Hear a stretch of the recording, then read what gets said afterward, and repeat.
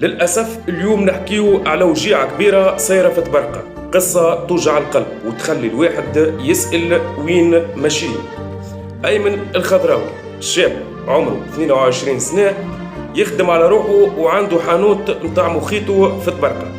خلى أخوه الكبير في الحانوت، يا أخي جاه واحد تعارك هو وياه، ناس يقولوا يحبوا من عنده فلوس وناس يقولوا تعاركوا على الصرف.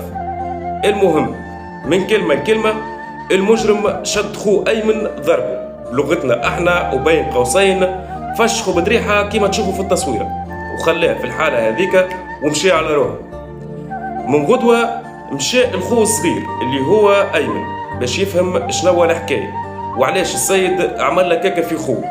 يزيد يكمل يجبد الحديد ويضغره، وللأسف الضربة كانت قاتلة وبالوقت توفى الخو الصغير.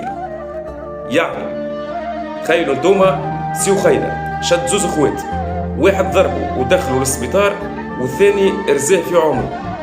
شوفوا انتم امهم مسكينه بشنو باش تحس وشنو اللي باش يصير فيه. شبينا ولينا هكا؟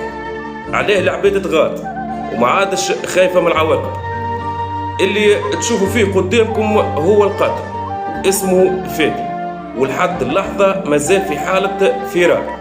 اي شخص يشوفه يعلم عليه الامن، وفقط للتذكير اي شخص باش يغطي عليه ولا يخبيه عنده راهو باش يلقى روحه مورط قدام قضيه التستر على مجرم فار من العداله، والباقي ماكم تعرفوه.